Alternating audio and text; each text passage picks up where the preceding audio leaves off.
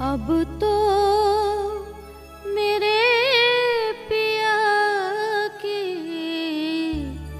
दया ना समावे इंड। जय। चर्चा प्रारंभ होत है, सुनो साथ चित दे। भजो राज श्यामा श्री प्राणनाथ, सखी जीवन हमारो ए। श्री महामति कहे ऐसाथ जी, भया चर्चा का बखत। अब तुम सुनियो चित दे, लाल आगे आए बैठे इन तखत। लाल आगे आए बैठे इन तखत। श्री महामति कहे ऐ मोमिनो, सुनियो यह बितक। आगे फिर कहत हूँ जो आज्ञा है हक, जो आज्ञा है हक। खेता भाई के कार्य हेतु अरब को गए। संवत 1700 तिलोत्तरे।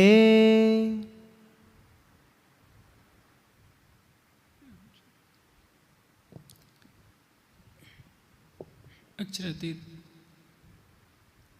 श्री लालदास जी के धाम हृदय से बीतक का यह घटनाक्रम वर्णित करवा रहे हैं। आपने सुना किस तरह से विक्रम संवत 1700 में गोवर्धन भाई का धाम गमन हो जाता है और उसके पश्चात 3 वर्ष तक श्री महाराज कठोर साधना में इतने तल्लीन हो जाते हैं कि मुझे भी परम धाम दिखे। जब सतगुरु धन सिद्धेव चंद जी उनको प्रबोधित करते हैं कि महाराज यह तो राज्य के आदेश से संभव है, जब मेरे तन की लीला समाप्त होकर तेरे तन से प्रारंभ होगी तो तुझे अनायासी दर्शन होना शुरू हो जाएगा। अब उन्होंने आदेश दिया कि महाराज तुम सेवा कार्य में लगो। और विक्रम संवत 1703 का समय है। श्री महाराज जी को आदेश होता है कि तुम अरब जाओ। अरब में खेता भाई रहते हैं। खेता भाई गांगजी भाई के छोटे भाई हैं। और आप जानते हैं कि जब गांगजी भाई के यहाँ कथा चर्चा चलती है, भीड़ सैकड़ों की संख्या में है। 313 सुंदर साथ ने तारतम्य लिया होता है। जो आते हैं सुंदर साथ गांगजी भाई के घर, उनको कुछ ना कुछ तो जलपान वगैरह कराना ही पड़ता है। तो यह सोचा गया कि खेता भाई के पास बहुत संपत्ति है। 25 वर्षों से खेता भाई अरब में रह रहे थे और बहुत अधिक संपत्ति कमा रखी थी। वह धन आ जाए तो सबकी सेवा हो सके, इसी भाव से सतगुरु धन सिद्धेव चंद जी ने श्री महाराज जी को भेजा अरब की धरती पर जाने के लिए। फागुन महीना है, आधा फागुन बीत चुका था। श्री महाराज नाव में सवार होते हैं। उस युग में आजकल की तरह तेल से चलने वाले जहाज नहीं होते थे, बल्कि जहाज लकड़ी के बने होते थे और उस पर पाल तान दी जाती थी। हवा के झोंके से पाल नाव आगे बढ़ती जाती थी। श्री महाराज नाव पर चढ़कर, बड़ी नाव समझिए, जहाज चाहिए। उस समय जिसको जहाज कहा जाता था उस जहाज भी लकड़ी के ही बने होते थे। वहाँ अरब की धरती पर पहुँचते हैं खेता भाई के पास। गांगजी भाई ने अपने हाथ से पत्र लिख रखा था कि ये महाराज मेरे अपने परिचित हैं और सुंदर साथ हैं। इनको जितना धन संपत्ति तुमने कमा रखा है, इनके साथ ही तुम्हें वापस आ जाना है और सारी संपत्ति इनको सौंप देना। आपको पहले विदित हो चुका है कि महाराज के बड़े भाई जो हरिवंश जी थे, उनका विवाह जो मेघ भाई से हुआ था और इनकी गांगजी भाई के परिवार में और मिराज के परिवार में रिश्तेदारी थी। गांगजी भाई ने जो पत्र लिख कर दे दिया था, मिराज ले जाकर के खेता भाई को देते हैं। खेता भाई बहुत आनंदित हुए, क्योंकि एक बाहर प्रदेश में, आजकल की तरह तो नहीं था उस समय, आजकल तो प्रतिदिन चाहते मोबाइल से बात कर लेते हैं, मोबाइल में एक दूसरे का चित्र भी देख लेते हैं। उस युग में कल्पना कीजिए 25 साल भाई से अलग हुए तो कभी बातचीत नहीं हो पाई। कितना कठिन जीवन रहा होगा। खेता भाई को बहुत प्रसन्नता हुई कि हमारे यहाँ से कोई हमारा परिचित तो आया है हमारी सुध लेने के लिए। अब मिराज को सारा कुछ सौंप देते हैं कि मिराज ये देखो, ये बखार है, सारा व्यापार है, सारा हिसाब किताब तुम देखो, लोगों से इतने पैसे तुम्हें इकट्ठा करना है। श्री मिराज प्रतिदिन समय निकालकर खेता भाई को परमधाम की चर्चा सुनाते हैं, लेकिन माया का जीव कहाँ से सुन सकता है। चर्चा के बीच में ही बोल देता था उनसे इतना रुपया लेना है, सारा ध्यान उसका रुपये के संग्रह में ही लगा रहता था। मनुष्य को क्या चाहिए? 2 गज जमीन सोने के लिए, खाने के लिए कुछ भोजन और तन ढकने के लिए वस्त्र, धूप और वर्षा शीत से रक्षा के लिए कुछ एक छत। लेकिन मनुष्य इसी की पूर्ति में सारी उम्र गंवा देता है, फिर भी उसको संतोष नहीं होता।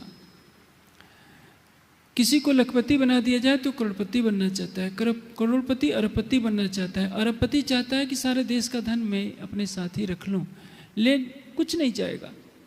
वैसे ही खेता भाई का हाल था, धन की तरफ ही उसका ध्यान लगा है, वाणी चर्चा जो हो रही है उसको कुछ भी सुनता नहीं।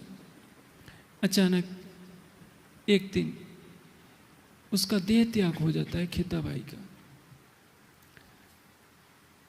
मुस्लिम देशों में ऐसा कट्टर कानून है कि किसी गैर मुस्लिम को मुस्लिम देश से धन संपत्ति अपने देश ले जाने का अधिकार न मिले। ऐसा मुगल शासन में भी होता रहता था। मुगल शासन में हिंदुओं पर अनावश्यक रूप से कर लगाया जाता था, जिसको जजिया कर कहते हैं। जो हिंदू जजिया कर नहीं दे पाता था उसको मुसलमान बनना पड़ता था।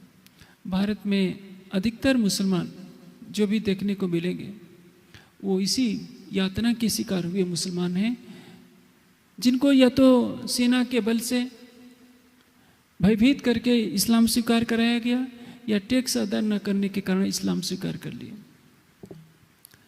वहाँ का मालिक था उस इलाके का शेख सल्लाह। उसने सोचा कि ये जो खेता भाई देह त्याग कर गया तो उसका कौन नया व्यक्ति आ गया है जो धन संपत्ति का वारिस बनना चाहता है। मुझे किसी भी कीमत पर यह धन संपत्ति नहीं देनी है, क्योंकि खेता भाई के देह त्याग से पहले एक घटना और होती है। गांगजी भाई ने और श्री देवचंद जी ने अपने अपने पुत्र को भेज दिया अरब कि जाकर मिराज की सहायता करो, यानी बिहारी जी और श्याम जी, और दोनों एक जैसे, एक तो करेला दूसरे नीम चढ़ा, दोनों की बुद्धि उल्टी और दोनों ही मिराज के कट्टर विरोधी, दोनों ही नकारात्मक। पूरी बीतक में आप सुनेंगे बिहारी जी के अंदर भी परमधाम की आत्मा है, लेकिन उनकी भावना नकारात्मक है। आत्मा में दोष नहीं होता है, दोष होता है जीव में। हमें निर्मल करना है जीव को। आत्मा तो दृष्टा है, आत्मा तो स्वतः निर्मल है। बिहारी जी परमधाम की आत्मा होते हुए भी उनका जीव ऐसा है जो हमेशा श्री मिराज का अशुभ सोचता है, अशुभ कार्य करता है। जब तक तारतम्य ज्ञान का प्रकाश न मिले तब तक कोई भी व्यक्ति, चाहे उसके अंदर परमधाम की आत्मा क्यों ना हो, उससे अपराध होना स्वाभाविक है। ज्ञान है जो हमें मार्ग दिखाता है। कालिदास जिस डाल पर बैठे थे उसी डाल को काट रहे थे। ज्ञान का प्रकाश मिला, विश्व के अद्वितीय कवि हो गए। चाहे अंगुलीमाल हो, चाहे वाल्मीकि हो, ये दोनों डकैत रहे हैं, खून खराबे में इनको जरा भी भय नहीं लगता। लेकिन जब ज्ञान का प्रकाश मिला तो अंगुलिमाल भी भिक्षुक बन गया और वाल्मीकि भी महान कवि बन गए। सृष्टि के पहले कवि होने का गौरव वाल्मीकि को प्राप्त है। ये कैसे संभव हुआ? ज्ञान के प्रकाश से। इसलिए ज्ञान हमारे जीवन में महत्वपूर्ण भूमिका निभाता है। मनुष्य को देवत्व प्रदान करने वाला ज्ञान है। जो वनों में रहते हैं, जिनको कोई शिक्षा नहीं मिलती, बेचारे देखिए वे नंग धड़ंग घुमा करते हैं, उनको भोजन करने का ढंग नहीं, कपड़े पहनने का ढंग नहीं, जीवन का उद्देश्य क्या है ये भी उनको नहीं मालूम। जब मनुष्य अपनी बुद्धि का सदुपयोग करता है, ज्ञान का प्रकाश लेकर उसको आचरण में उतारता है, तो देवत्व को प्राप्त करता है, ऋषित्व को प्राप्त करता है, और तो और ब्रह्म का साक्षात्कार करके ब्रह्मविदो ब्रह्म एव भवति के स्तर पर पहुंच जाता है। शरीर यही है, इसका उपयोग हमें कैसे करना है ये हमारे उपयोग पर निर्भर करता है। यदि हमने इस शरीर से सेवा की, स्वाध्याय किया, ग्रंथों का ज्ञान अर्जित किया, उसको आचरण में उतारा, तो हमारा ये जीवन धन धन हो जाता है। और यदि इसी शरीर से हमने विषय विलास में अपने जीवन को लगाया, तो भर्तृहरि ने क्या कहा है? काव्य शास्त्र विनो देना धीमो गच्छत कालो यच्छत धीमताम। जो बुद्धिमान होते हैं उनका समय किसमें बीत जाता है? काव्य शास्त्र के आनंद में, काव्य की रचना करने में, शास्त्रों के अध्ययन में। व्यसनेन च मूर्खणाम निद्रया या कलहेनवा। व्यसनेन, मूर्खों का समय किस में बीत जाता है? व्यसनों में, शराब में, मांस में, जुआ में, नींद में या झगड़े में। जो बुद्धिमान होगा वो धर्मशास्त्रों का अध्ययन करेगा, भक्ति की राह पर चलेगा। इसी तरह से आप देखेंगे कि बिहारी जी श्री देवचंद जी के पुत्र हैं, लेकिन कभी चर्चा में नहीं बैठे। चर्चा में नहीं बैठने से उनके अंदर परम धाम का ज्ञान गया नहीं। परम धाम की आत्मा तो अवश्य है, लेकिन सारे काम उल्टे करते रहे जीवन भर। उनको यह भी पता नहीं चला कि मूल मिलावा क्या है। आते जाते कुछ चौपाई सुन ली, कुछ थोड़ी सी चर्चा का अंश सुन लिया, वही उनके मन में बनी रही। कभी परम धाम का ज्ञान उन्होंने ग्रहण नहीं किया। यही कारण है ब्रह्मवाणी को जिस समाज में सिंहासन पर पधराया गया है, उस समाज में अज्ञानता का अंधकार क्यों फैला है? वो समाज ब्रह्मवाणी की आरती तो उतारता है, पूजा तो करता है, लेकिन ब्रह्मवाणी के ज्ञान को आत्मसात नहीं करता, या बहुत ही अलसाए मन से करता है। और उसको आचरण में जो उतारना है कि हमारी रहनी आध्यात्मिक कैसे बने, इस पर ध्यान नहीं देने से हमारा समाज इतना पिछड़ा है। नहीं तो हमारे समाज में हर नगर नगर में कितने परमहंस पैदा हो जाए। परमहंस आकाश से नहीं टपकते हैं।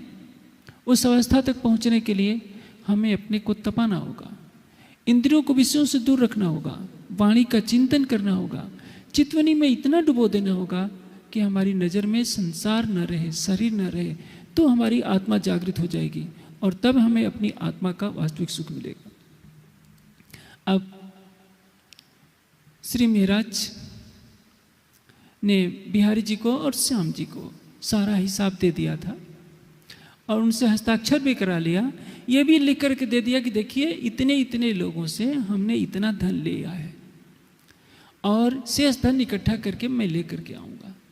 इतने में तो जैसे वो बिहारी जी और श्याम जी जाते हैं, इधर खेता भाई का जो तन छूटा होता है उसका परिणाम ये होता है शेख सल्लाह की नज़र पड़ जाती है। उसने सोचा कि हमारी राह में ये महाराज बाधक हैं, तो इनको ही मैं समाप्त करा दूं। ये धन है। धन के लिए तो मनुष्य की हत्या करता है, मनुष्य राक्षस बन जाता है।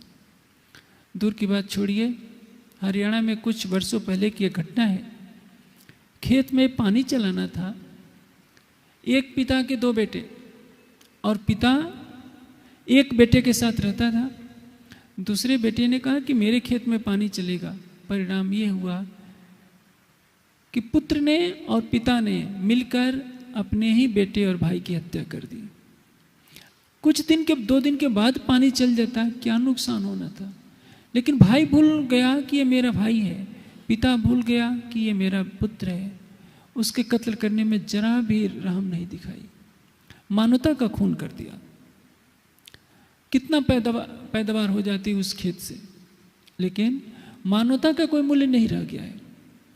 आप देखेंगे चोर डाकू किसी का धन लूटते हैं, जब देखते हैं कि हम असफल हो जाएंगे तो गोली मार देते हैं।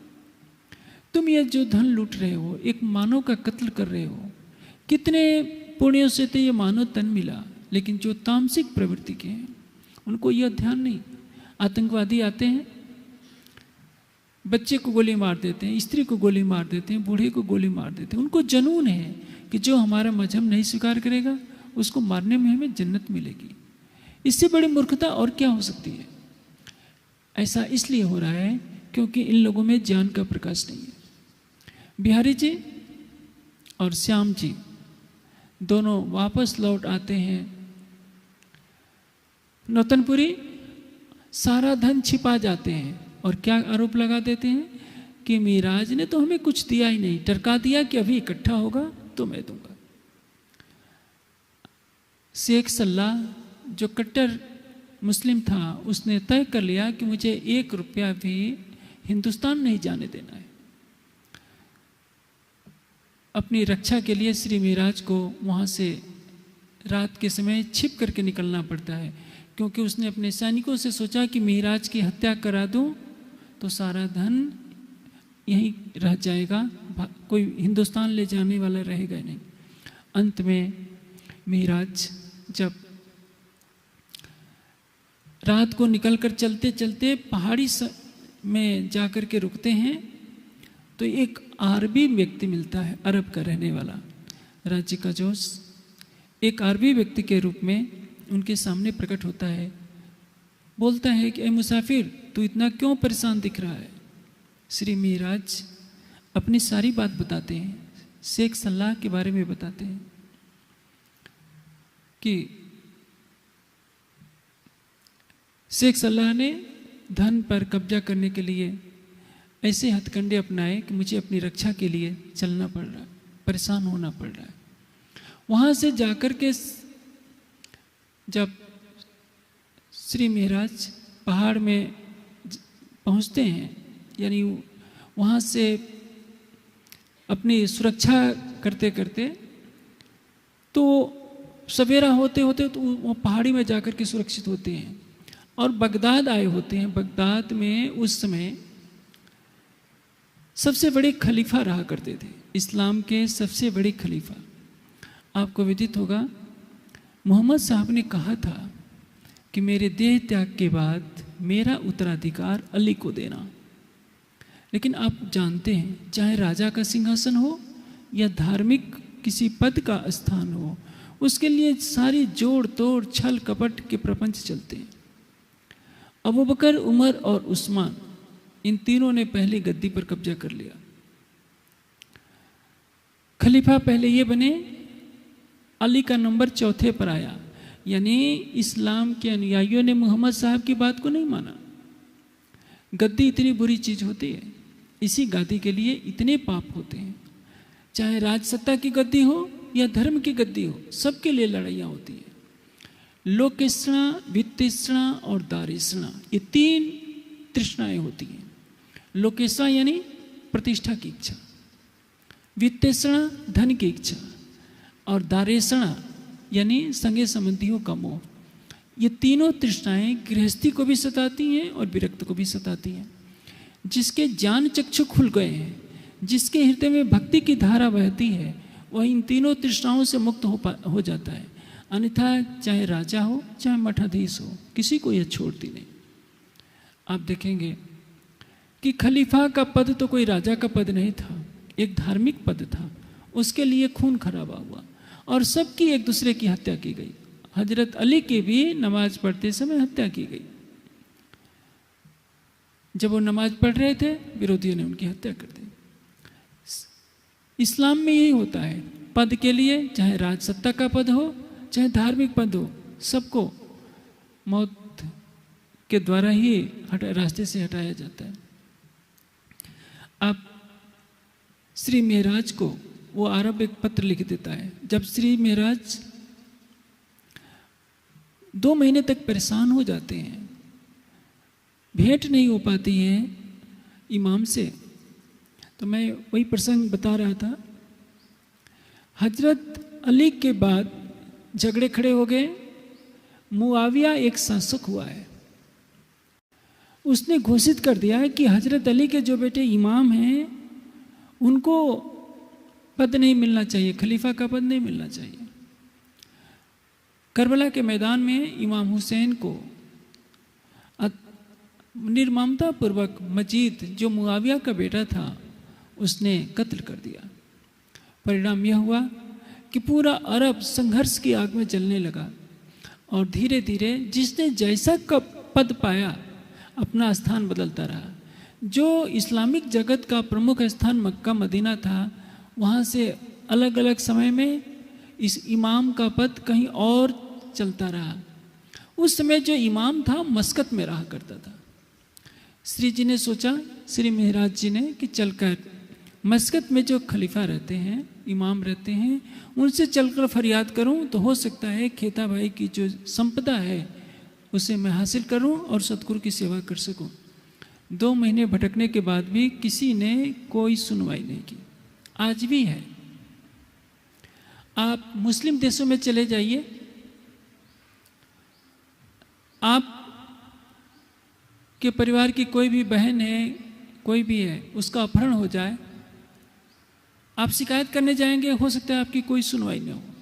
किसी भी मुस्लिम देश में दूसरे धर्म वाले की कोई सुनवाई नहीं होती है। केवल दुबई में है थोड़ा बहुत छूट हुआ है, नहीं तो अन्य देशों में तो पूछा ही नहीं जाएगा। यह पता चलते ही कि आप हिंदू हैं, आपके लिए कोई कानून नहीं है। औपचारिकता बहुत कर दी जाएगी। और तो और जो लोग पाकिस्तान में रहते हैं या बांग्लादेश में रहते हैं, उनको भी इसका कटु अनुभव होगा कि कानून उनके लिए कोई मायने नहीं रखता। एक तरफा पक्षपात होता है और इस्लाम की शरीयत इतनी कट्टर बना दी गई है कि गैर मुस्लिम के लिए अलग नियम है और मुस्लिम के लिए अलग नियम है। दूर की छोड़िए, यदि आप कश्मीर में भी जाएं, अपने हिंदुस्तान में कहलाने वाले, स्वतंत्र कहलाने वाले कश्मीर में भी, तो वहाँ भी 2 तरह के नियम चलते हैं अंदर आंतरिक रूप से। ऊपर से कहा जाता है कि नहीं, देश का कानून सबके लिए बराबर है, लेकिन कश्मीर में ऐसा नहीं है। कश्मीर में एक तरफा भेदभाव होता है क्योंकि शासन को नियंत्रित करने वाली वहाँ की मुस्लिम जनता है। ये संकीर्णता है। शासन तो सबके लिए होता है। शासक की दृष्टि में सारी प्रजा एक समान होनी चाहिए। यदि शासक ही जाति के नाम पर, मत के नाम पर भेदभाव करता है तो वो प्रजा के साथ अन्याय करता है। ये धर्म विरुद्ध है। लेकिन इस्लाम के जो संचालक होते हैं, जो इस्लाम के अग्रगण्य माने जाते हैं, उनके हृदय में पक्षपात ही भरा होता है। वो कभी ये नहीं सोचते कि सारी प्रजा अल्लाह की है।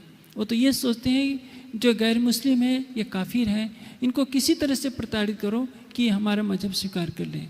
धर्म क्या है इसकी परिभाषा न पादरियों को मालूम है न मौलवी लोगों को मालूम है। धर्म सृष्टि के प्रारंभ से एक था, एक है, एक रहेगा। मत अनेकों हो सकते हैं। मनुष्य अपनी विचारधारा से जो कुछ बात कहता है वो मत कहलाती है। जो शाश्वत सत्य है वो धर्म है। सत्यम बद धर्मम चर, यह हर मत वाले को मान्य होगा। लेकिन ये कहना कि नहीं हमारा कलमा ही पढ़ लो, हमारा बपतिस्मा ही ले लो, हमारा मत स्वीकार करो, मजहब स्वीकार करो, ये धर्म पालन नहीं है, ये तो मत पालन है। अब जो अरब होता है उससे श्री महराज अपनी बात बताते हैं कि देखिए मैं 2 महीने से भटक रहा हूँ, मेरी यहाँ कोई सुनवाई नहीं हो रही है। तो अरब कहते आए कि ए मुसाफिर चिंता मत कर, जब बादशाह जुमे की नमाज पढ़ने के लिए इधर से गुजरे तो उसको छेड़ा पकड़ करके खींचना और कहना कि बादशाह सलामत, यदि आपने मेरा न्याय नहीं किया तो ईद के दिन जब अल्लाह ताला न्याय के सिंहासन पर बैठकर सारी दुनिया का इंसाफ करेगा तो उस दिन मैं तुमसे न्याय ले लूँगा और ये पत्र दे देना। उसने लिख करके सारा विवरण दे दिया। और उस रूप में कौन था? राज्य का जोशी। उस अरब की धरती पर भला मेराज जी को सहायता देने वाला कौन था? हमेशा ध्यान रखिए, सर्वशक्तिमान की दृष्टि आप पर पल पल बली पड़ी हुई है। हम सोचते हैं कि हमारा कौन है, हमारा संगा संबंधी जब हमसे कोई ओझल हो जाता है तब हम असहाय हो जाते हैं। हमें चाहने वाला कौन है, हमसे प्रेम करने वाला कौन है, कब हमारा कोई सहायता करेगा। हम भूल जाते हैं कि संसार के जो पुतले हैं वो थोड़ी सामर्थ्य रखते हैं, थोड़े समय के लिए हमारे साथ हैं। हमारी आत्मा के साथ जो हमारा प्रीतम जुड़ा हुआ है वो अनादिकाल तक है, अनंत काल तक रहेगा। हम चाहें भी उसको तो हम भले ही अपनी माया की तृष्णा के कारण उसको भुलाए बैठे हैं, वो हमको नहीं भुलाता। हम उसको छोड़ना भी चाहते हैं, छोड़ भी देते हैं, लेकिन वो हमको नहीं छोड़ सकता।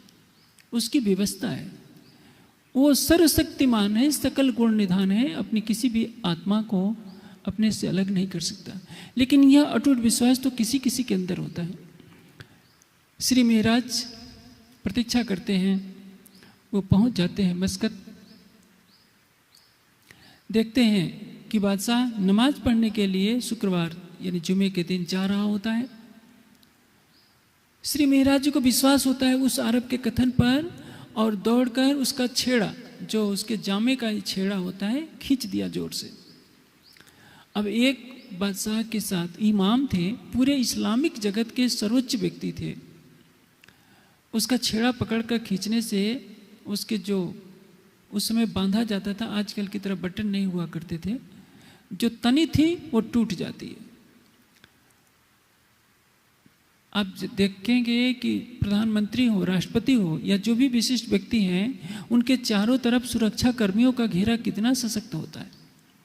उस युग में आजकल की तरह राइफलें नहीं थी, भाले, बर्छियाँ, तलवार, यही सब सुरक्षा कर्मी रखा करते थे। वो तो लीला थी। महाराज ने बिना डर किए उनका जामा पकड़कर, जामे का किनारा पकड़कर खींच दिया था।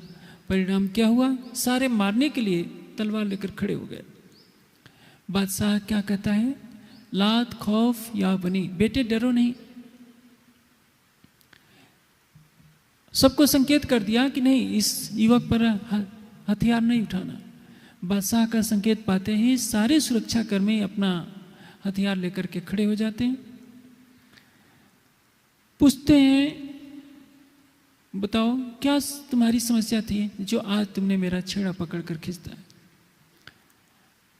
क्योंकि छेड़ा पकड़कर खींचने के पश्चात बेधड़क स्वर में महाराज ने कहा था कि बादशाह, यदि तुमने मेरा न्याय नहीं किया तो सतगुरु महाराज ने जो मुझे सेवा सौंपी थी उसका न्याय करने का उत्तरदायित्व तो तुम्हें सौंपता हूँ। बादशाह, न्याय के दिन जब अल्लाह ताला तख्त के सिंहासन पर बैठेगा, उस दिन अवश्य मैं तुमसे न्याय करवा लूँगा और पूछूंगा कि तुमने उस दिन इंसाफ नहीं किया था। जब क़यामत का नाम सुना बादशाह तो सोचा कि इतनी ऊंची बात कहने वाला ये व्यक्ति कौन है। मुसलमानों को क़यामत के दिन से बहुत डर लगता है। क़यामत किसको कहते हैं? कया खुदा में तावसी फरदा रोज क़यामत। फरदा रोज क़यामत यानी दुनिया के साल 1000, खुदा का दिन एक। दुनिया के साल 100, खुदा की रात एक। मोहम्मद साहब को पर्दे में हुए जब 1100 वर्ष व्यतीत हो जाएंगे तो उस समय अल्लाह ताला की शक्ति आखिरुल इमाम मोहम्मद मेहदी साहिब जमा के रूप में आएगी और अर्श अजीम का वो अलौकिक जान लेकर आएगी जिसको आत्मसात करने वाला इस भवसागर से पार हो जाएगा। क़याम शब्द से क़यामत बना है। क़यामत दो तरह की होती है, एक ज्ञान की क़यामत, इल्म की क़यामत, जिसमें जो इस इल्म को ग्रहण कर लेगा वो अल्लाह ताला का दीदार कर लेगा, अल्लाह ताला को अपने दिल में बसा लेगा। और एक जिसने ऐसा कर लिया वो हमेशा हमेशा के लिए योग माया बेहद मंडल की बहिश्तों में अखंड सुख पाएगा। इस संसार में भी ज्ञान की क़यामत चल रही है। मुसलमानों को ये बात मालूम नहीं, वो सोचते हैं क़यामत आने का मतलब कि हमारे ऊपर आफत आ जाना, कि अल्लाह ताला हमको अपने कर्मों का फल देगा, हमको दोजक की आग में जलना पड़ेगा। क़यामत शब्द से ही वो भयभीत हो जाते हैं, जबकि क़यामत का वास्तविक अर्थ तो यही है कि अखंड मुक्ति का सुख पाना और ज्ञान की इल्म की क़यामत, यानी अखंड मुक्ति देने वाला ज्ञान का अवतरण। हाँ, ये अवश्य है कि जब अखंड परम धाम का ज्ञान आएगा तो जो इस ज्ञान को या तो ग्रहण नहीं करेगा या करके भी आचरण में नहीं लाएगा, उसको अपने बुरे कर्मों के कारण प्रायश्चित की अग्नि में जलना पड़ेगा। आज सारी दुनिया के मुसलमान क्या सोच रहे हैं कि सबको खत्म कर दो तो सारी दुनिया में इस्लाम फैल जाएगा, और सबसे बड़ी यही भूल है। मोहम्मद साहब ने हदीसों में कहा है कि सारी दुनिया एक दिन हो जाएगी जब क़यामत आएगी। तो एक दिन होने का मतलब एक सत्य का राज हो जाएगा। इन्होंने उल्टा अर्थ करना है। इनका अर्थ क्या है कि सारी दुनिया में इस्लाम ही इस्लाम फैल जाएगा। अब वो सोच रहे हैं कि 14वीं सदी बीतने को है, ये तो पूरा हुआ ही नहीं, हमसे ज़्यादा तो क्रिश्चियन है। हिंदुस्तान में भी 1 अरब हिंदू बैठे हुए हैं। उन्होंने सोचा है कि अपनी जनसंख्या खूब बढ़ाओ और हथियार उठा लो, सबको मार दो तो कुरान का वचन सच्चा होगा। कुरान के कथन का अर्थ तो इनको समझ में नहीं आता। एक दिन होने का मतलब एक अल्लाह ताला पर सबका विश्वास हो जाना, चाहे भाषा अलग अलग क्यों ना हो, मान्यताएं अलग अलग क्यों ना हो, उनको धर्म की परिभाषा ही नहीं मालूम है। इसलिए उल्टी व्याख्या करने से सारे संसार में इन्होंने हिंसा का तांडव कर रखा है।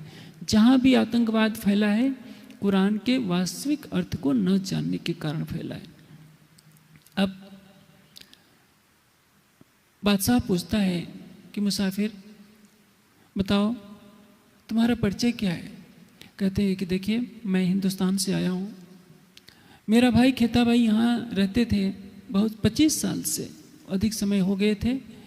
उनके धन पर शेख सल्लाह जो हाकिम है उस परगने का, उसने गलत तरीके से कब्जा कर रखा है और वह संपत्ति मुझे मिलनी चाहिए क्योंकि मैं खेता भाई का भाई हूँ, उसका वारिस हूँ।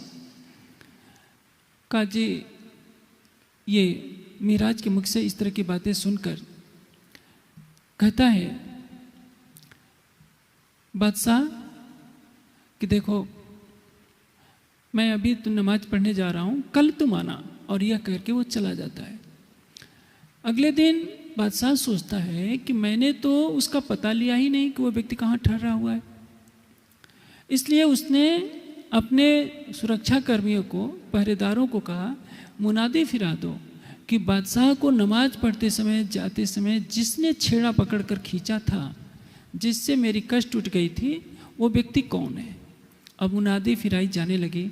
श्री मिहराज रास्ते में ही थे। उन्होंने कहा कि वह तो व्यक्ति मैं ही हूँ, मैंने ही बादशाह का छेड़ा पकड़ा था।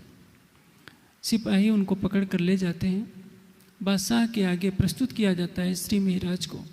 बादशाह पूछता है बताओ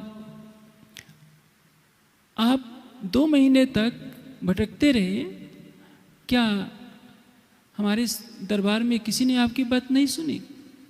अब मिहराज दया के सागर हैं, वो क्यों किसी की शिकायत करते कि हाँ मैं 2 महीने तक भटकता रहा, दीवान ने हमसे बात नहीं की, न मेरी फरियाद सुनी।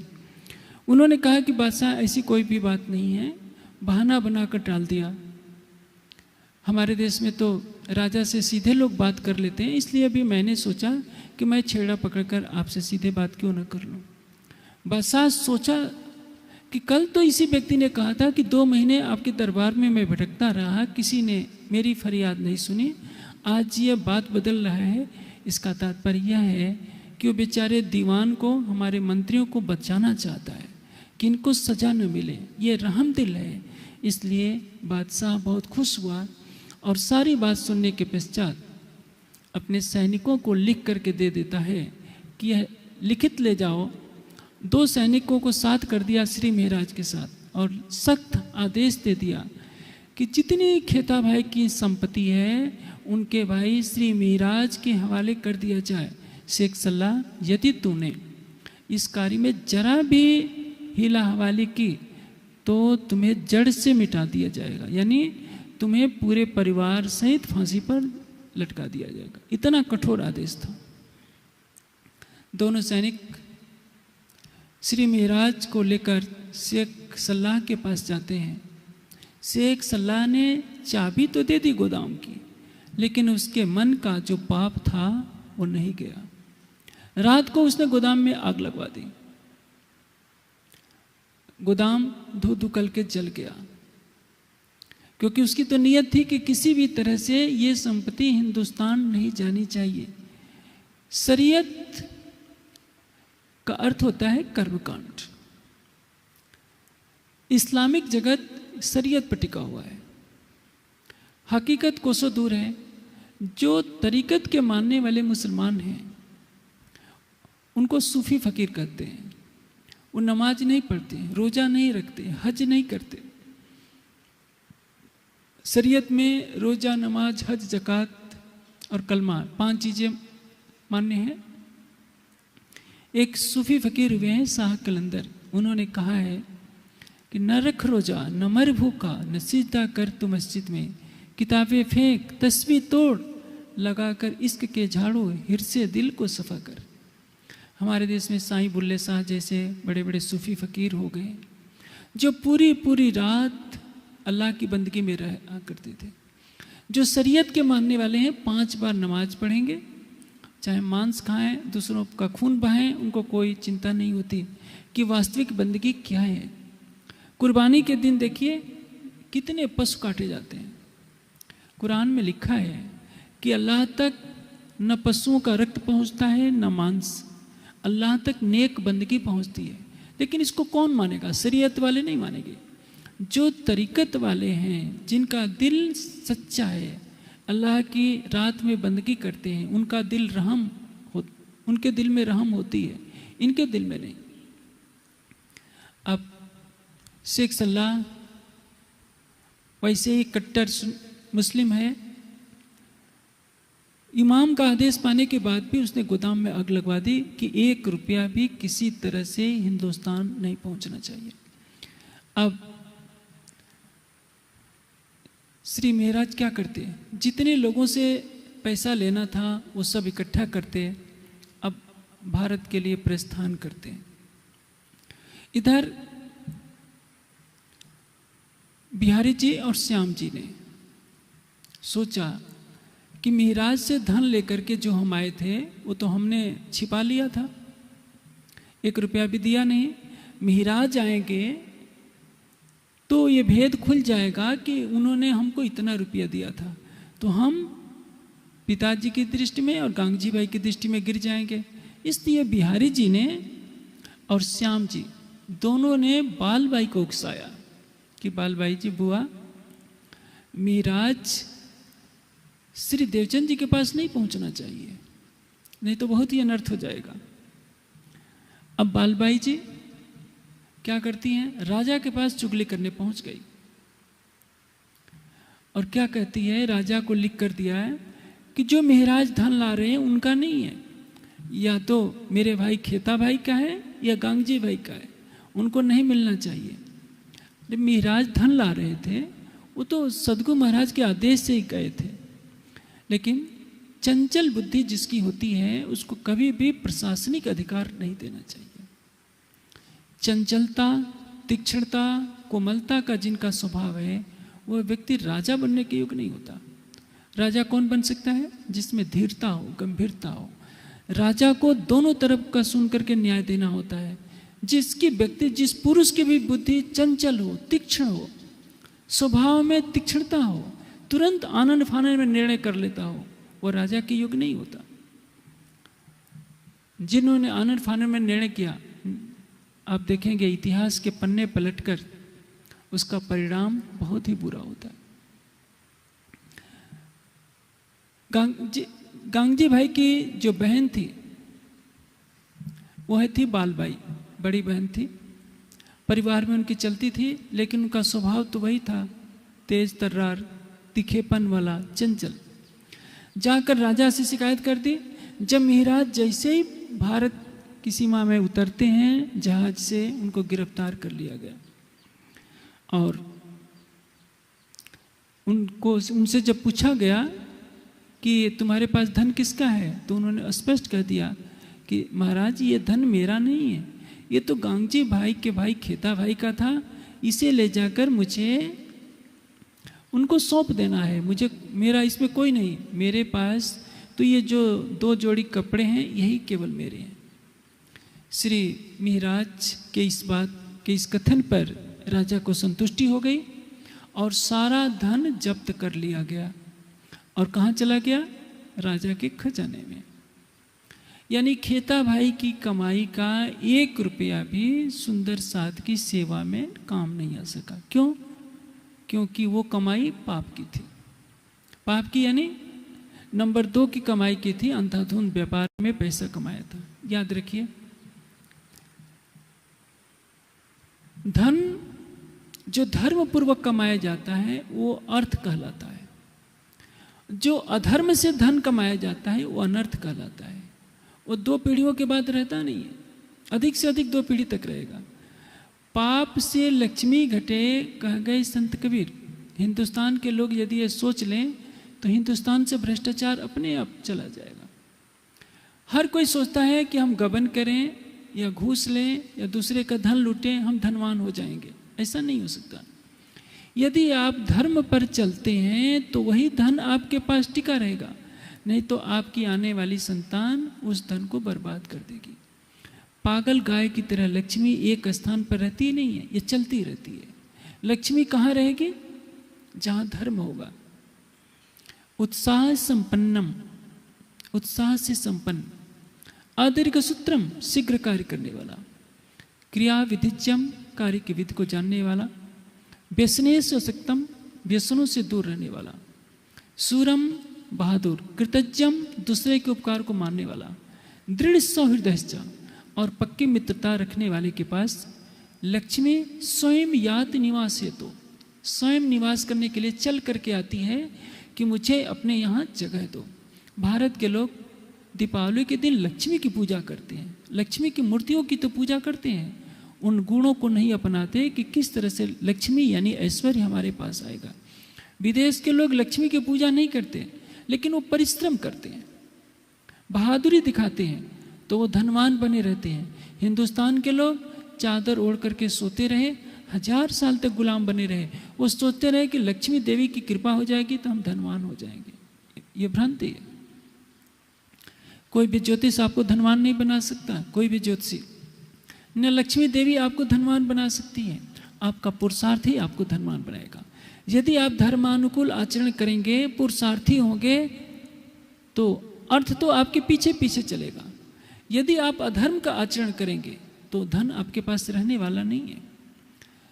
खेता भाई की संपत्ति, जैसे कहावत कही जाती है ना, दूध का पैसा दूध में और पानी का पैसा पानी में, उसी तरह से हुआ। जिस दिन भारत के लोग भ्रष्टाचार करना छोड़ देंगे, उस दिन भारत पुनः धनवान हो जाएगा। यहाँ राजा भी चोरी करता है, प्रजा भी चोरी करती है। जो मिनिस्टर पहले इलेक्शन से पहले कुछ नहीं होता है उनके पास, 5 सालों में करोड़पति कैसे बन जाते हैं।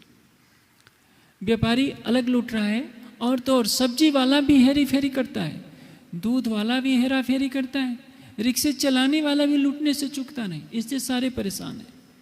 सब लोग जिस दिन धर्म का आचरण करने लगेंगे, दूसरों के धन को मिट्टी के बराबर जो समझेगा जिस दिन, उस दिन भारत में कोई भी गरीब नहीं रहेगा। राम राज्य में कोई भी गरीब क्यों नहीं था? क्योंकि सभी धर्म का आचरण करते थे। आज भारत के लोग धर्म का आचरण नहीं करते। आप छोड़ दीजिए, इस देश के लोग शराब पीना छोड़ दें, मांस खाना छोड़ दें, हत्या एक दूसरे की करना बंद कर दें, चोरी डकैती सब बंद हो जाए, हर कोई परिश्रम से कमाने लगे, तो मुझे नहीं लगता कि इस देश में कोई भी गरीब रह पाएगा। अधर्म से दुख होता है। जिस देश के लोग मांसाहारी होंगे, शराबी होंगे, अत्याचारी होंगे, जुआ खेलेंगे, चोरी डकैती करेंगे, उस देश में खुशहाली कहाँ से लौट सकती है। इसलिए कोई भी सरकार संपन्नता तब तक नहीं ला सकती जब तक वहाँ के लोगों को नैतिकता का पाठ न पढ़ाए। सृष्टि को धारण करने वाला धर्म है। धर्म के जो आचरण है, धर्म के जो लक्षण हैं, उनको जब तक आचरण में नहीं लाएगा मानव समाज, तब तक कोई भी सरकार किसी भी समाज को, किसी भी राष्ट्र को धनवान सुखी नहीं बना सकती। अब जो गलती करता है उस एक बार जब कीचड़ में दलदल में पैर रख देता है तो उससे निकलना उसका बहुत कठिन होता है। पहली गलती की श्याम जी और बिहारी जी ने कि महाराज से लाए हुए धन को सतगुरु धनंजय देवचंद जी या गांगजी भाई को सौंपा ही नहीं, खुद चोरी करके उड़ा दिए। अब सोचे कि अपना पाप कहाँ छिपाएं, तो बालबाई को लगा दिया। अब बालबाई सोचती है कि महाराज तो मुक्त हो गए, कारागार से आएंगे तो सतगुरु महाराज से आकर के कह देंगे तो मैं उनकी दृष्टि में मैं गिर जाऊंगी। फिर वो नई चाल चलती है, भाग करके सतगुरु महाराज से कहती है कि सतगुरु महाराज, यदि आपने महाराज का प्रणाम स्वीकार कर लिया, डूबी पड़ू माँ कूप माँ तो बाई मारो नाम, कुएं में मैं छलांग लगा जाऊंगी यदि आपने श्री महाराज का प्रणाम स्वीकार कर लिया तो। देखिए सत्य सत्य होता है, सत्य को आप दबा नहीं सकते। किसी चक्रवर्ती सम्राट की शक्ति कितनी भी क्यों हो, लाखों की सेना हो, अलौकिक अतुलनीय धन हो उसके पास, लेकिन ये सब नश्वर है। सत्य ही परमात्मा है, सांच बराबर तप नहीं, झूठ बराबर पाप। सत्य के बराबर कोई शक्तिशाली नहीं होता। इसलिए मनुष्य को किसी भी स्थिति में सत्य का दामन नहीं छोड़ना चाहिए। झूठ के सहारे आप कभी भी आगे नहीं बढ़ सकते हैं। क्षणिक लाभ हो सकता है, छल कपट झूठ अधर्म के सहारे कुछ समय के लिए आप धनवान हो सकते हैं, आप कोई पद पा सकते हैं, लेकिन वह स्थिर नहीं रहेगा। परमात्मा सत्य है, इसलिए सत्य की ही जीत होती है। सत्यमेव जयते न नृतम सत्येन पंथा वित्तो देवयाना। सत्य की विजय होती है, झूठ की नहीं, और सत्य से ही मोक्ष मार्ग का विस्तार होता है। इसलिए जिसने विवेक जागृत कर लिया वो कभी भी सत्य का आश्रय नहीं छोड़ता। जिसने सत्य का सहारा लिया, सत्य ही उसकी सारी समस्याओं का समाधान कर देगा। भारत के लोग दुखी हैं तो इसलिए कि वो झूठ बोलते हैं। कुछ इलाके तो ऐसे हैं कि भूले भटके लोग सच बोलते हैं, दिन भर झूठ बोलने उनकी नियत रहती है। लेकिन याद रखिए, जहाँ का हर व्यक्ति सच्चा होता है, जहाँ का हर व्यक्ति धर्मात्मा होता है, वहाँ से बहने वाली हवा में भी एक दिव्यता होती है। वहाँ का आभा मंडल ही पवित्र होता है। मनुष्य को चाहे कितना भी कष्ट क्यों ना हो, कितने भी संकट क्यों ना आ जाए, कभी भी झूठ का सहारा नहीं लेना चाहिए। हाँ, यदि झूठ बोलने से किसी के प्राण की रक्षा होती है तो वो कर देना चाहिए। उस समय उसका जीवन बचाना ही धर्म होता है। लेकिन धन के लिए, पद के लिए, प्रतिष्ठा के लिए कभी भी झूठ का सहारा नहीं लेना चाहिए। अब महाराज आते हैं, श्री देवचंद जी अपने मुख पर चादर ओढ़ लेते हैं। क्या गुजरी होगी कि सतगुरु महाराज के आदेश से तो मैं गया था अरब की धरती पर, 5 साल तक वहां रहते हैं। 1703 में गए होते हैं, 1708 में आते हैं। सतगुरु महाराज प्रणाम स्वीकार नहीं करते, चादर ओढ़ लेते हैं। बाह्य रूप से देखने पर ऐसा लगता है कि जिस तन में राज्य लीला कर रहे हो, क्या उस तन को पता नहीं कि बालबाई झूठ बोल रही है? सब कुछ मालूम था, लेकिन महाराज को उस कसौटी पर कसना है कि महाराज तप करके कुंदन बने, एक विरह का रस देना है, आगे की भूमिका तैयार करनी है कि महाराज का दिल टूटना जरूरी है। जब दिल टूटेगा तो ये विलखेंगे, विलखेंगे, विरह में तड़पेंगे, तो इनके धाम हृदय में युगल स्वरूप की शोभा विराजमान हो जाएगी, ये अक्षरातीत की शोभा को प्राप्त करेंगे। इसलिए मूल स्वरूप की प्रेरणा से ये सब कुछ करवाया जा रहा है।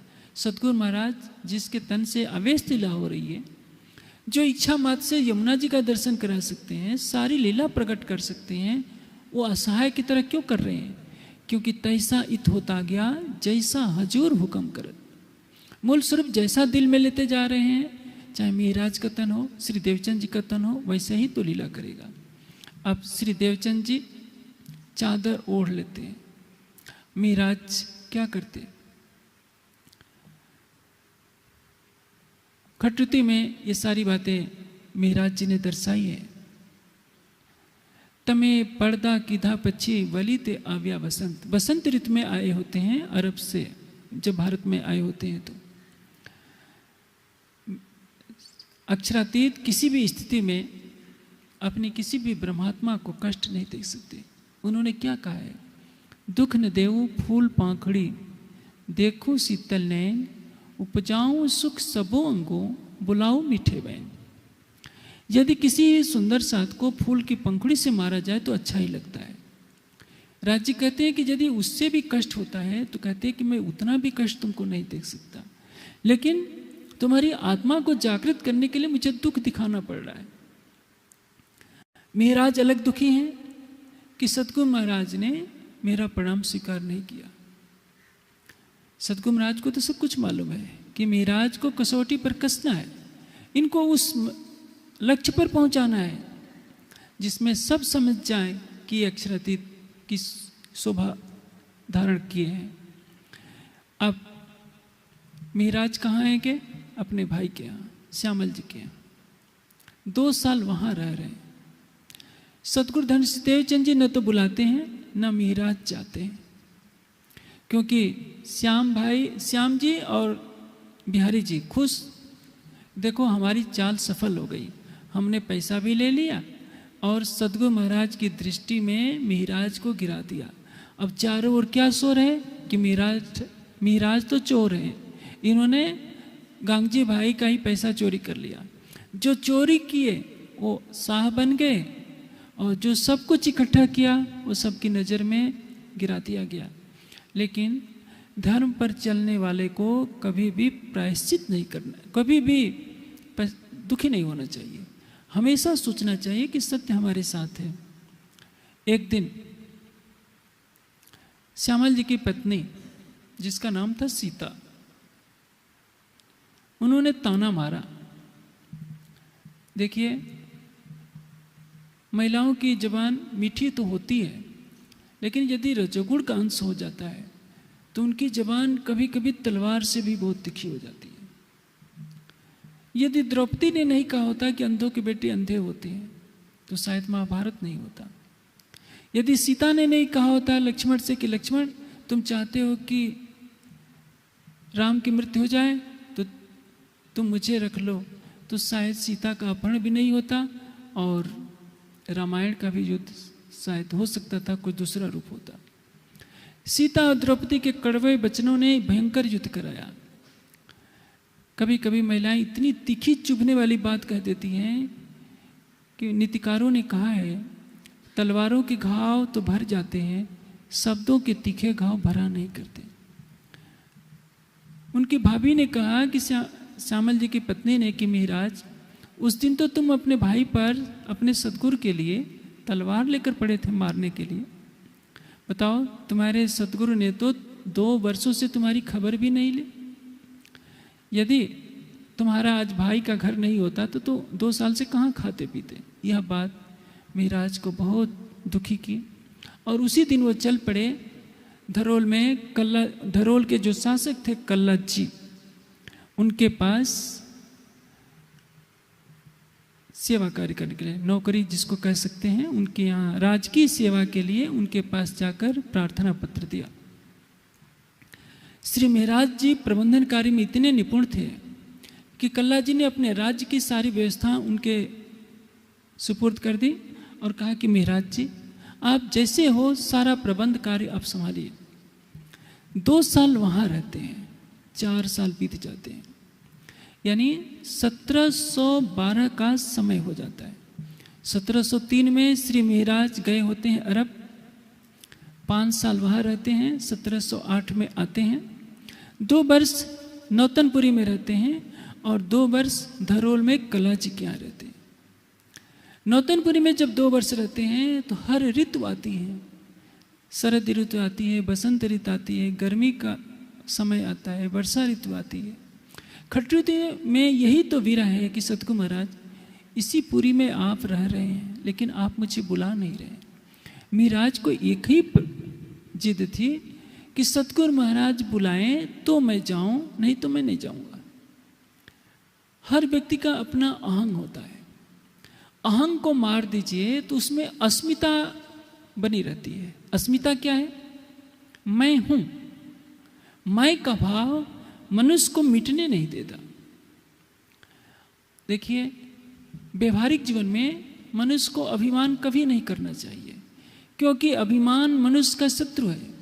लेकिन स्वाभिमान कभी खोना नहीं चाहिए। इस देश के लोग अभिमानी हो गए थे, स्वाभिमानी नहीं थे। अंग्रेजों के सामने जी हजूरी करते थे और अपने ही देशवासियों पर जुल्म उठाते थे।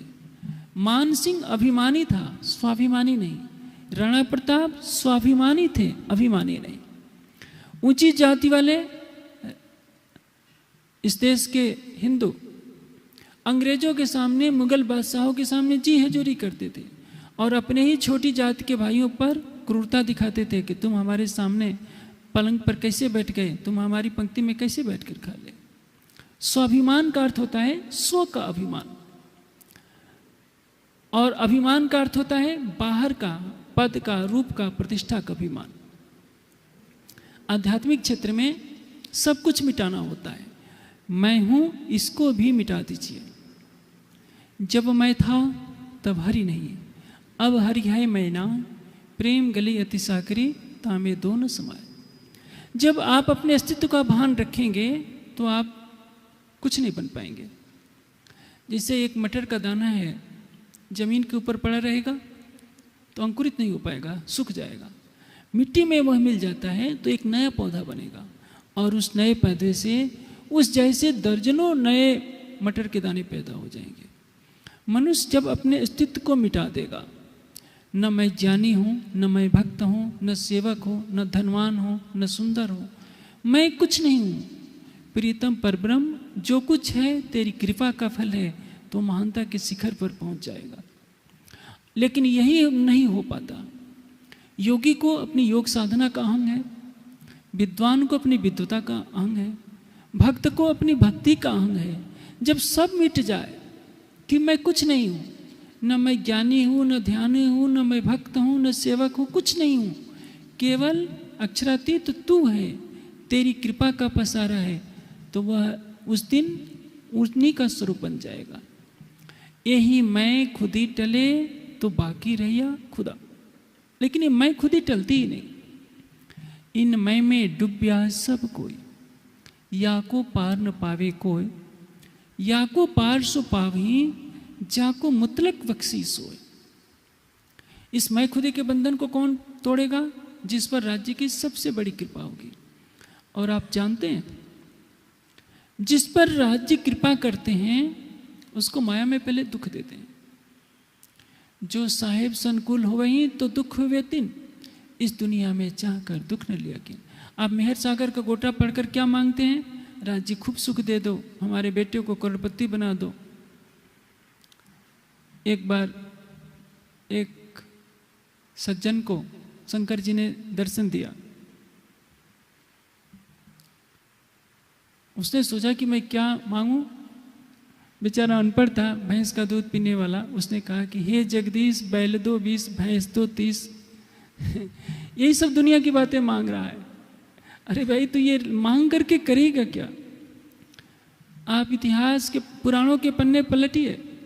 कोई राजा होता है, कोई सोचता है कि हमको ऐसा पुत्र मिल जाए, हमारा राज्य मिल जाए, कोई कुछ मांग रहा है। परमात्मा से परमात्मा को कोई नहीं मांग रहा है कि हे परब्रह्म, मेरे धाम हृदय में हमेशा के लिए अपना आसन जमा लो। परमात्मा भी सोचता है कि ये माया के पुतले हैं, माया की ही वस्तुएं मांगेंगे। श्री महाराज को उस मंजिल पर पहुंचाना है तो क्या करेंगे? चारों ओर बदनामी का ढोल पीट दिया गया। सदगुरु महाराज भी सोच रहे हैं, सदगुरु महाराज के मन में नहीं था, लेकिन सबके मन में क्या है? महाराज ने देखो सदगुरु का ही धन हड़प लिया, जेल भी होकर के आए। चोरी करने वाले तो सज्जन बने बैठे हैं कि अब जिसने कुछ नहीं किया, अब आगे देखेंगे आप कि हफ्ते में जब महाराज जाएंगे तब भी चोरी का आरोप कि महाराज ने तो राजा का ही धन चुरा लिया। सच्चाई कुछ और होती है, और वही विरह से जब दिल फटता है, चारों तरफ से जब दिल टूटता है, तो राज्य की तरफ जाता है। महाभारत की उस घटना की तरफ ध्यान दीजिए। द्रौपदी को बहुत अहंग था कि मेरे पति विश्व विजेता हैं, इनके रहते मेरा कोई क्या कर लेगा। लेकिन भरी सभा में जब दुर्योधन के आदेश से दुशासन साड़ी हटाना चाहता है तो द्रौपदी चारों तरफ अपने पतियों की तरफ देखती है कि मेरे पांचों पति तो सिर नीचा किए बैठे हैं, कोई बोल नहीं रहा है, न अर्जुन न भीम न युधिष्ठिर, क्योंकि वे हार चुके हैं, धर्म से बंधे हैं। भीष्म पितामह सिर नीचा किए हैं, द्रोणाचार्य कृपाचार्य सब सिर नीचा किए हैं। चारों तरफ से जब हार जाती है तब कृष्ण को पुकारती है। मनुष्य के साथ भी यही होता है। मनुष्य को अहंग है अपने परिवार का, संगे संबंधियों का, रिश्तेदारों का, ये मेरे हैं, मुझको इतना चाहने वाले हैं, इतनी प्रतिष्ठा है। जब तक ये बंधन बना रहेगा तब तक राज्य के चरण कमल नहीं मिल सकते। जब सबसे आशा टूट जाएगी तब आप समझिए तब राज्य के चरण कमल पड़ते हैं। इसलिए महाराज के हृदय को तोड़ा जा रहा है। अब श्री महाराज 2 साल नौतनपुरी में रहने के पश्चात 2 साल कला जी के पास रहते हैं। खटितु में इन 4 वर्षों में जो विरह की अग्नि से पीड़ित होते हैं वो सारा वर्णन दिया हुआ है। विरह की वाणी है षट ऋतु, जो हमारी आत्मा को प्रेरित करती है राज्य को अपने धाम हृदय में बसाने के लिए। जिसने खटुति के विरह को अपना लिया उसने एक बहुत बड़ी बाजी जीली है, क्योंकि दुनिया में रहकर आप सेवा पूजा बहुत कर सकते हैं, वाणी पढ़ सकती हैं, चर्चा कर सकती हैं, लेकिन विरहा नहीं ब्रह्मांड में बिना सुहागिन आत्म पीव की वतन पार के पार। परम धाम की ब्रह्मात्मा के अतिरिक्त किसी के हृदय में विरह नहीं पैदा होता। हिमालय की गुफाओं में साधना करना सरल है, शुष्क ध्यान की समाधियां लगाना सरल है, लेकिन राज्य के विरह में तड़पना किसी किसी के लिए संभव होता है। जिस पर राज्य की कृपा होती है उसी को माया का दुख मिलता है, उसी को विरह मिलता है, उसी को प्रेम मिलता है। तब उसके हृदय कमल में राज्य अपने चरण कमल रखते हैं। कोई व्यक्ति बहुत धनवान हो तो कहा जाता है कि ये बहुत बड़े आदमी हैं। आदमी धन से बड़ा नहीं होता है, पद से बड़ा नहीं होता है, रूप से बड़ा नहीं होता है, क्योंकि धन पद रूप ये तो सब आकाश में चमकने वाली बिजली के समान है, सब नष्ट हो जाएंगे। एक अखंड धन है आपका, वो है राज्य के प्रति प्रेम, विरह, श्रद्धा, समर्पण, विश्वास। जिसने इस संपदा को पाल लिया उससे बड़ा इस सृष्टि में कोई भाग्यशाली नहीं है। अब श्री देवचंद जी के धाम गमन का समय आ जाता है। विक्रम संवत 1712। श्री देवचंद जी कहते हैं अरे भाई कोई नहीं है जो महाराज को बुला करके लाए, क्योंकि जब तक इंद्रावती ना आए, महाराज ना आए, तब तक मैं उनके धाम हृदय में नहीं प्रवेश कर सकता। कहने का तात्पर्य क्या है? मुझे महाराज के धाम हृदय में विराजमान होकर लीला करनी है। महाराज का हृदय दुखी है, 9 वर्षों से प्रणाम स्वीकार नहीं हुआ है। संवत 1703 से गए, 1712 का समय बीत गया। 4 वर्षों की जुदाईगी भारत में आने पर हुई। प्रणाम सतगुरु महाराज ने स्वीकार नहीं किया, केवल बाल बाई की कृपा से, बिहारी जी और श्याम जी की कृपा से। अब बाल बाई आकर कहती है कि महाराज चलो सतगुरु महाराज से मिल लो। ये नहीं कहा कि सतगुरु महाराज बुला रहे हैं, क्योंकि बाल बाई के भी मन में था कि महाराज आएंगे तो भंडा फूट जाएगा। लेकिन सतगुरु महाराज बार बार याद कर रहे थे, तो बाल बाई ने इतना कहा कि महाराज चलो सतगुरु महाराज से मिल लोगे तो अच्छा रहेगा। महाराज ने कहा कि मैं देखता हूँ, व्यवस्था करके मैं आ जाऊँगा। उसके पश्चात सतगुरु महाराज ने बिहारी जी को भेजा। बिहारी जी जब चलने लगे तो उनके मित्रों ने कहा कि देखो यदि महाराज आ गए तो याद रख लो गादी तुमको नहीं मिलने वाली है, महाराज को ही सतगुरु महाराज सब कुछ सौंप देंगे। ये गादी है। गादी भी क्या, रुई का एक ऊंचा आसन, जिस पर बैठ जाओ तो 1000 कुछ लोग आकर के मत्था टेक लें, जय जयकार लगा लें। इसके लिए सारा संसार मरा जा रहा है, गादी के लिए झगड़े हो रहे हैं। अक्षरातीत की गादी कहाँ है? अर्श दिल मोमिन कया जामे अमृत सूरत, खिर न छूटे मासूक से महबूब की मूरत। आत्मा का हृदय ही अक्षरातीत का सिंहासन है। आत्मा के धाम हृदय में राज्य बसते हैं, रूई की गादी पर कहीं राज्य नहीं रहा करते, लेकिन उस पर बैठने के लिए इतने बैर भाव मोले जाते, इतनी घृणा की आग जलाई जाती है। बिहारी जी आकर श्री महाराज से कहते हैं कि महाराज, पिताजी को अंबर कस्तूरी है चाहिए, अंबर कस्तूरी यानी इत्र, इत्र चाहिए और कस्तूरी उन्होंने मंगाई है तुमसे। ये नहीं कहा कि सतगुरु महाराज तुमको बुला रहे हैं। श्री महाराज जी ने वो व्यवस्था करके दे दी।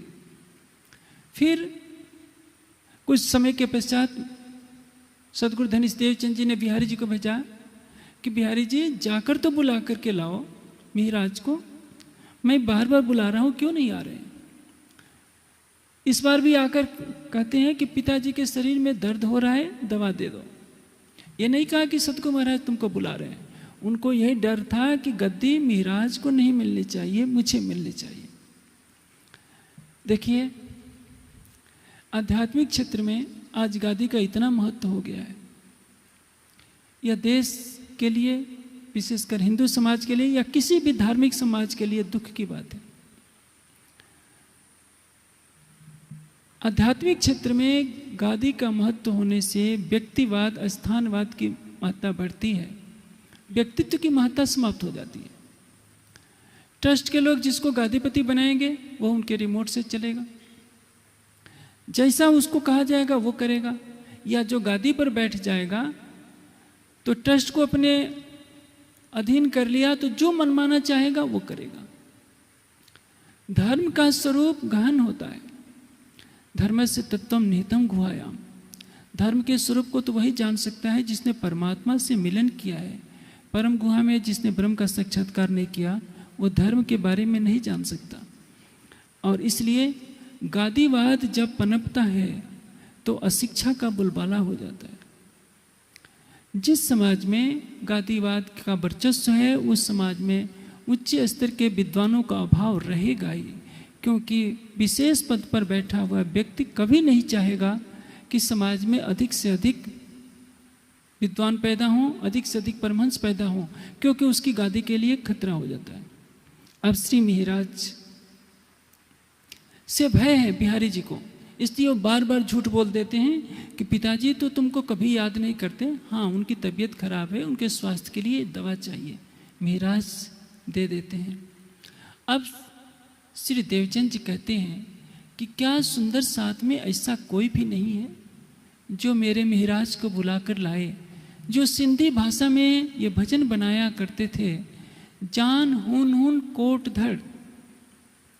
कि यदि मेरे एक भजन बनाया था महाराज जी ने कि हे राज जी आप ऐसी कृपा कर दीजिए कि मेरे करोड़ों धड़ हो जाए।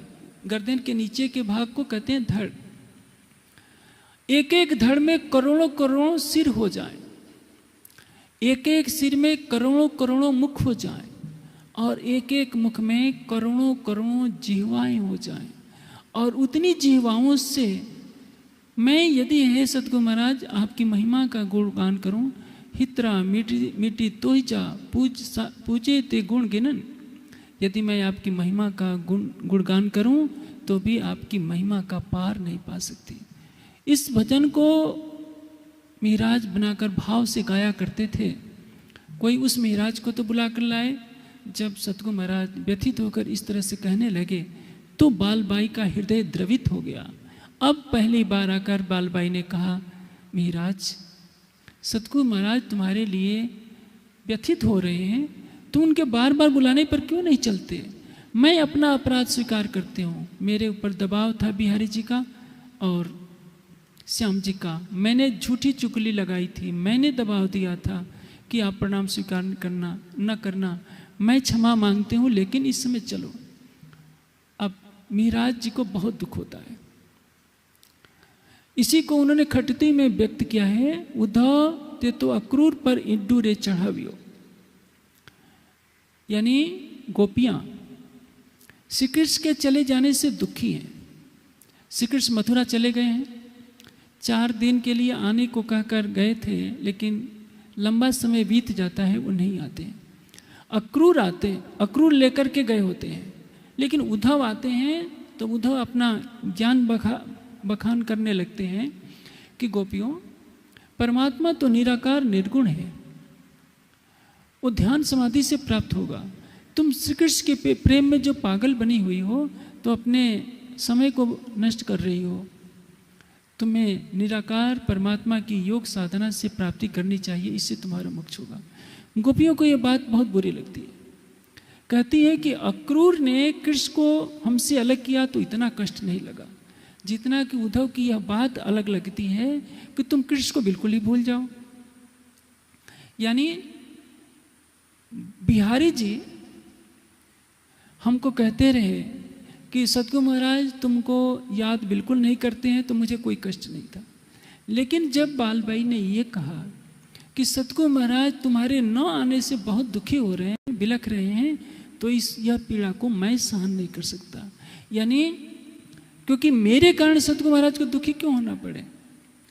यह है महानता मेहराज की। अंत में कला जी से श्री मेहराज कह देते हैं कि महाराज अब मैं राजकार्य नहीं संभाल सकता, जिसको सौंपना हो सौंप दीजिए, अब तो मैं जा रहा हूँ। चलकर सतगुरु महाराज के चरणों में आते हैं। उस समय श्री देवचंद जी पलंग पर लेटे होते हैं, प्रणाम करते हैं श्री मेहराज। सतगुरु महाराज लेटे लेटे पूछते हैं कौन है। कहते हैं कि मैं इंद्रावती की आत्मा। सुनते ही सतगुरु महाराज उठकर बैठ जाते हैं कि 9 वर्षों से वियोग चल रहा है, 9 वर्षों से कभी प्रणाम नहीं हुई थी, और दूसरों के षड्यंत्रों में श्री मेहराज और सतगुरु धनीश्वर देवचंद जी के बीच में दूरी बन गई थी। 4 वर्षों तक भारत में आने के बाद भी कभी प्रणाम नहीं हुई। यह सारा विरह का कष्ट दोनों हृदय समेटे हुए थे। अंत में 22 दिन तक श्री मेहराज देवचंद जी के पास रहते हैं। देवचंद जी से सारी बातें करते हैं। देवचंद जी आते ही पूछते हैं कि मेहराज तुम सारा कार्य निपटा करके तो आए हो, अब तो तुम्हें दोबारा जाने की आवश्यकता नहीं पड़ेगी धरोहर। श्री मेहराज कहते हैं कि नहीं सतगुरु महाराज, मैंने सारी व्यवस्था कर दी है, अब मुझे किसी भी कार्य के लिए दोबारा जाने की आवश्यकता नहीं है। अब मेरा तन मन जीव सब कुछ आपके चरणों में समर्पित है। बिहारी जी को यह पसंद नहीं कि मेहराज यहाँ आए और सतगुरु महाराज से मिले। मुंह फुलाए बैठे रहते हैं। समय पाकर श्री मेहराज ने सारा वर्णन सुना दिया, किस तरह से खेता भाई की मृत्यु हुई थी। वो कागजात भी दिखा दिए कि देखिए मैंने श्याम जी को और बिहारी जी को इतनी धनराशि दी थी, इतनी धनराशि में लेकर आ रहा था, बालबाई जी की चुगली के कारण सब कुछ यहाँ के राजा ने जब्त कर लिया। सारा अरब का प्रसंग बता दिया, और यहाँ भी कि हमको न तो बिहारी जी ने कहा न बालबाई ने कहा। इस बार जब बालबाई ने कहा कि सतगुरु महाराज तुम्हें याद कर रहे हैं, तो मैं दौड़ा दौड़ा आपके चरणों में आया। सतगुरु महाराज तो अंतर्यामी थे, सब कुछ जानते थे। कहा कि महाराज उन पुरानी बातों को छोड़ दो, नए सिरे से धर्म का उत्तरदायित्व तो तुमको मैं सौंपता हूँ। तुम्हारे तन से सारी लीला होनी है। आने वाले समय में सारा संसार तुमको विजय अभिनंद बुद्ध निष्कलंक स्वरूप में मानेगा। अब मेरे धाम गमन का समय हो रहा है। मेरे तन को छोड़ने के पश्चात युगल स्वरूप तुम्हारे धाम हृदय में विराजमान होंगे। तुमको इस कसौटी पर कसा गया ताकि तुम्हारे तन से परम धाम की ब्रह्मवाणी उतर सके, तुम्हारा हृदय पर आत्मा का धाम बन सके अक्षरातीत के लिए, और तुम्हारे तन से अब मुझे लीला करनी है। सारी बातें बता दी। लेकिन जो प्रतिद्वंदी रूप में श्री बिहारी जी थे, उनको संतुष्ट करने के लिए मेहराज ने कहा कि सतगुरु महाराज मेरी एक इच्छा है कि बिहारी जी और हम एक साथ बैठ करके भोजन करें, एक ही थाल में। बिहारी जी ने सीधे मना कर दिया कि मैं नहीं बैठूंगा। अंत में जब कठोर शब्दों में श्री देवचंद जी ने कहा तो बिहारी जी तैयार तो हुए, लेकिन हृदय की खुन्नस छोड़ नहीं सके। जो खिचड़ी फैलाई थी थाल में, उसको बीच से 2 भाग कर दिया और संकेत कर दिया कि उधर वाला भाग तुम्हारा, इधर वाला भाग हमारा। हमारा मिलना नहीं चाहिए। यह है गादीवाद के समर्थक, एक तरफ बिहारी जी, एक तरफ ब्रह्मवाणी को संसार में सर्वत्र फैलाने वाले, अवतरित कराने वाले श्री महाराज। दोनों के व्यक्तित्व में जमीन आसमान का अंतर है। समाज में भी ये दो विचारधाराएं चल रही है। एक विचारधारा गादीवाद के समर्थन में है, एक विचारधारा ब्रह्मवाणी के समर्थन में है। गादीवाद की विचारधारा कहती है कि जो गादीपति महाराज ने कह दिया वो अंतिम सत्य है। ब्रह्मवाणी को मानने वाले कहते हैं कि जो ब्रह्मवाणी का कथन है वो राज्य का कथन है, हम उसको ही मानेंगे और यही श्रेयस्कर है। ब्रह्मवाणी का कथन अक्षरातीत का कथन। गादीपति एक व्यक्ति होता है, वो मानवीय तन होता है, उससे भूले होना स्वाभाविक होती है। इसलिए अब यहाँ से लीला प्रारंभ होती है। श्री बिहारी जी के मन में महाराज के लिए कोई सौहार्द नहीं था। चतुर्दशी बुधवारी भई सनंद सर्वे बिहारी जी को कही। चतुर्दशी की रात है। उस दिन बिहारी जी को काफ़ी समझाया कि बिहारी जी श्री महाराज के साथ मिलजुल करके रहना, और श्री महाराज जी को कहा कि महाराज धर्म का सारा उत्तरदायित्व मैं तुझको सौंपता हूँ, तुम्हारे तन से सारी लीला होती है।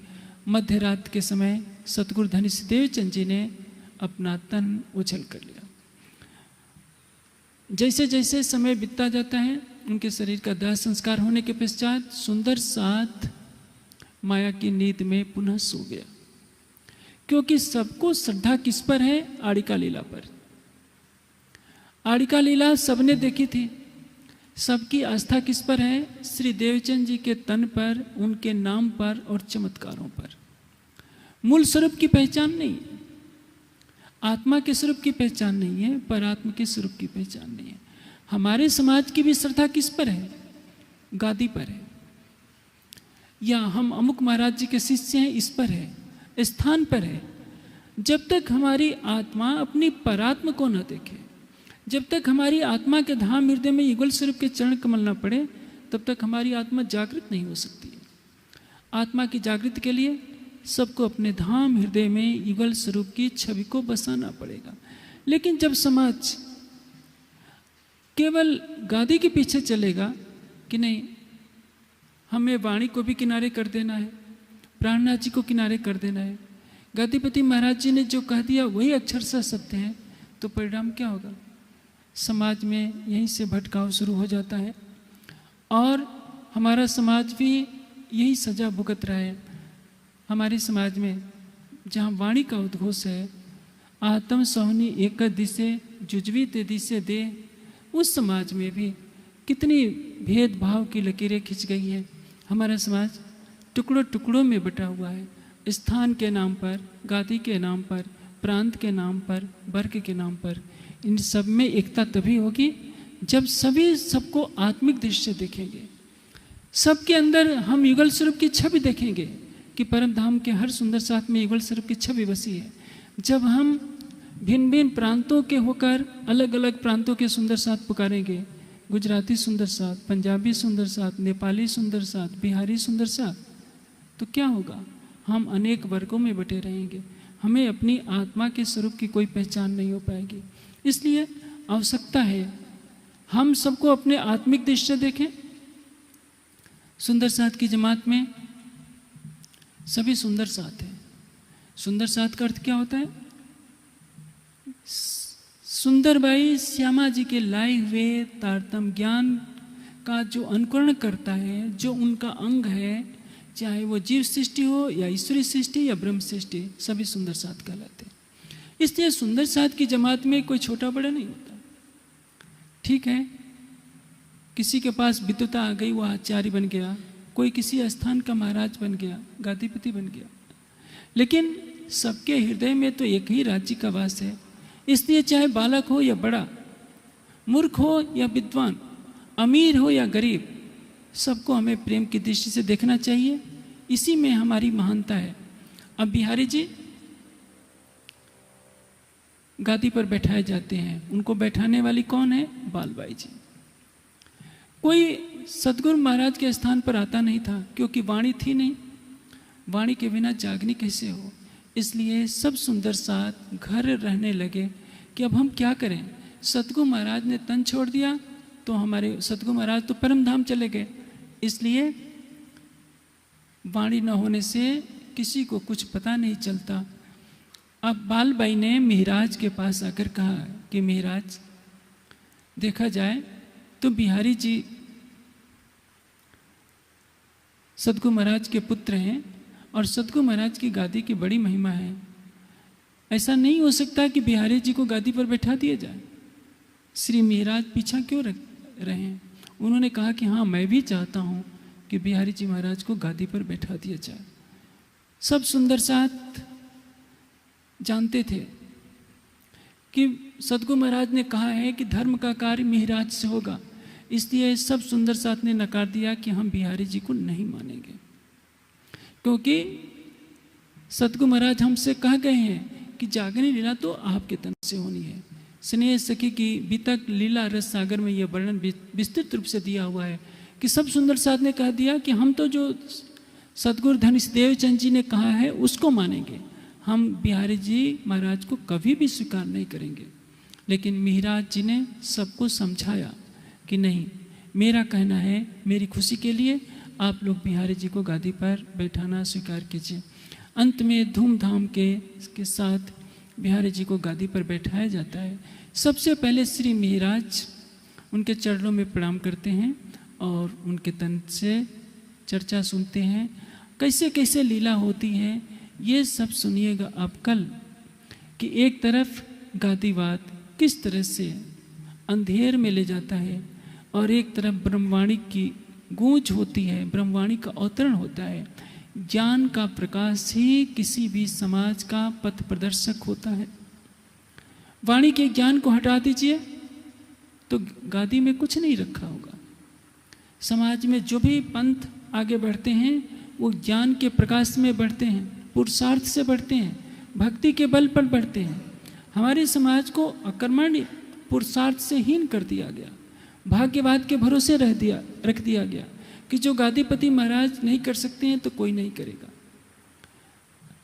आगे के भी तक इन्हीं तथ्यों पर प्रकाश डालेगी कि किस तरह से बिहारी जी श्री महाराज से वैर भाव रखते हैं, ज्ञान के प्रकाश में बाधक डालते हैं। यदि हमारा समाज बीते के इन घटनाक्रमों को यथार्थ रूप से ग्रहण कर ले तो उसको समझ में आ जाएगा कि आज के परिप्रेक्ष्य में हमें कौन सा मार्ग अपनाना चाहिए, गादीवाद का या ब्रह्मवाणी की ज्योति का। ब्रह्मवाणी जो परम धाम से आई है, जो अक्षरातीत के हृदय का बहता हुआ रस है, हम उसको माने या उस व्यक्ति का कथन माने जो कुछ व्यक्तियों की कृपा के फलस्वरूप गादी पर विराजमान हो जाता है।